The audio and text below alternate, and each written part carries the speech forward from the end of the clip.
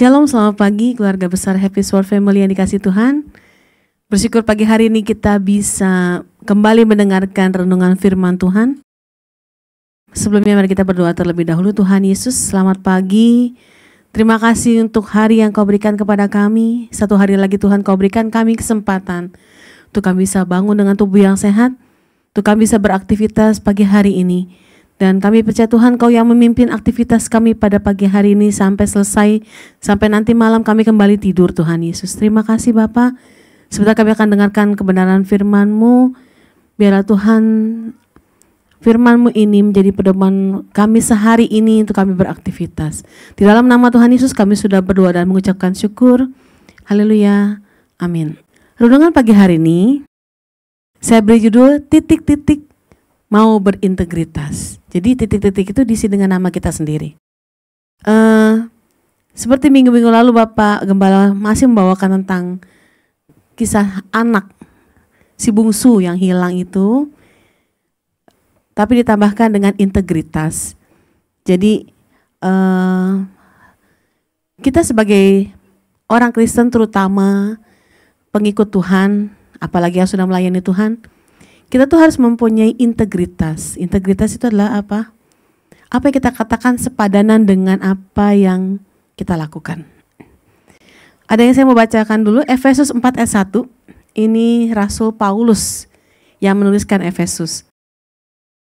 Efesus 4 ayat 1 dikatakan seperti ini. Sebab itu aku menasihatkan kamu, aku orang yang dipenjarakan karena Tuhan, supaya hidupmu sebagai orang-orang yang telah dipanggil, berpadanan dengan panggilan itu. Saya mau membawakan 3 tokoh Alkitab. Sebenarnya banyak tokoh Alkitab ya yang mempunyai integritas yang tinggi. Alkitab menunjukkan bahwa orang yang berintegritas punya hubungan atau pergaulan yang erat dengan Tuhan. Mereka selalu berusaha hidup benar, mau belajar apa yang dikatakan mereka sesuai dengan apa yang dilakukan oleh mereka. Saya cuma mau saya mau ambil 3 tokoh Alkitab yang mempunyai integritas. Yang pertama adalah Yusuf. Yusuf itu kita tahu bahwa dia dijual ke Mesir oleh saudara-saudaranya dan dibeli oleh Potifar. Ya. Dan karena Yusuf memang erat dengan Tuhan, bergaul erat dengan Tuhan, dia hidup benar di hadapan Tuhan. Akhirnya Tuhan membuat Potifar memberikan kepercayaan sepenuhnya kepada Yusuf untuk berkuasa atas rumah dan segala miliknya. Tetapi ya mungkin melihat hal itu iblis tidak suka. Dia memakai istri Potifar untuk menggoda Yusuf. Ya, di dalam Kejadian 39 ayat 9 dikatakan kepada Yusuf diberikan kuasa atas rumahnya dan segala miliknya diserahkan juga pada kekuasaan Yusuf. Bahkan di rumah ini ia tidak lebih besar kuasanya daripadaku, dan tiada yang tidak diserahkan kepadaku selain daripada engkau. Engkau itu istrinya. Ya. Bagaimana mungkin aku melakukan kejahatan yang besar ini dan berbuat dosa terhadap Allah? Jadi Yusuf tidak mau. Dia tidak ketika istri Potifar mulai merayu dia lari dari kejahatan itu. Bukan lari di tempat, tapi lari benar-benar meninggalkan kejahatan itu. Sehingga dia berhasil. Yang kedua, Daniel. Daniel itu mempunyai integritas dengan komitmen. Kita tahu kan kenapa Daniel dimasukkan ke dalam gua singa? Karena dia tidak mau memakan persembahan yang dipersembahkan dari raja kepada dewa-dewa, ya. Dan dia tiap 3 kali sehari dia berlutut memuji dan memuliakan nama Tuhan. Ada orang-orang yang gak suka dengan hal itu, karena Tuhan membuat dan dia tuh naik tingkatnya tuh cepat gitu loh. Posisi Daniel sebagai pejabat tinggi di kerajaan itu membuat banyak pejabat yang lain menjadi iri. Dan mereka berusaha menjatuhkan Daniel. Dan mereka mempengaruhi Raja Darius yang saat itu memerintah untuk mengeluarkan suatu perintah untuk melarang ibadah, larangan ibadah kepada siapapun kecuali ibadah kepada raja. Namun Daniel memang memiliki integritas yang tinggi. Ia teguh memegang komitmen untuk tetap berdoa dan menyembah Tuhan, menyembah Allahnya. Akhirnya, saudara tahu sendiri, dia dimasukkan ke dalam gua singa karena dia tidak bisa goyah dengan imannya. Karena imannya tetap teguh kepada Allah. Yang ketiga, itu Habakuk. Habakuk adalah seorang nabi yang memiliki integritas dalam kepemimpinan.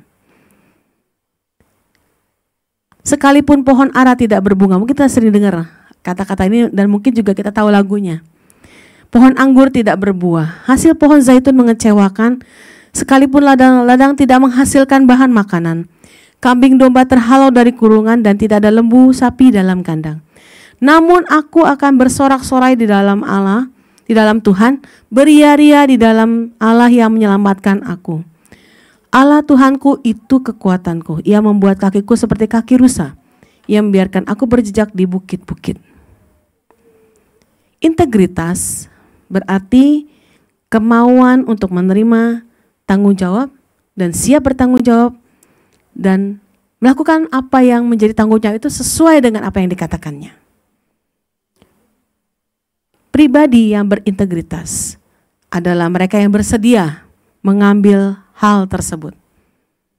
Judul renungan saya titik-titik mau berintegritas. Masukin nama saudara, saya Ruth mau berintegritas.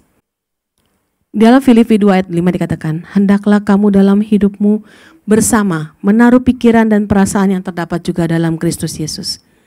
Yang terakhir, yang berintegritas yang pasti adalah Tuhan Yesus. Dia berintegritas, dia bahkan taat sampai mati. Dia makan mati di kayu salib. Apa yang dikatakan oleh Tuhan Yesus itu yang dilakukannya. Ya, 3 tokoh Alkitab yang tadi dan yang terakhir adalah Tuhan Yesus. Tuhan Yesus sendiri adalah seorang yang benar-benar berintegritas tinggi. Dia taat sampai mati. Bahkan sampai mati di kayu salib untuk menebus dosa kita. Sebenarnya dia bisa gak sih nggak mau mati? Bisa. Dia punya kuasa kok. Tapi dia sudah taat kepada Tuhan. Apa yang dikatakannya itu yang harus dilakukannya. Amin. Mari kita berdoa. Tuhan Yesus, terima kasih buat pagi hari ini. Biarlah saya boleh menjadi seorang yang berintegritas. Memang susah Tuhan untuk melakukan hal itu, tapi kami mau melakukannya. Apa yang kami katakan, biar itu sesuai dengan apa yang kami lakukan. Tuhan Yesus, kami bersyukur buat pagi hari ini. Sepanjang hari ini kami serahkan ke dalam tangan-Mu. Dan biarlah Tuhan yang memimpin kehidupan kami sepanjang hari ini. Di dalam nama Tuhan Yesus, kami sudah berdoa dan mengucapkan syukur. Amin. Saya mau berintegritas. Itu memang susah dilakukan, tetapi bisa kita lakukan kalau kita mau. Tuhan Yesus memberkati. Shalom, selamat pagi, selamat beraktivitas.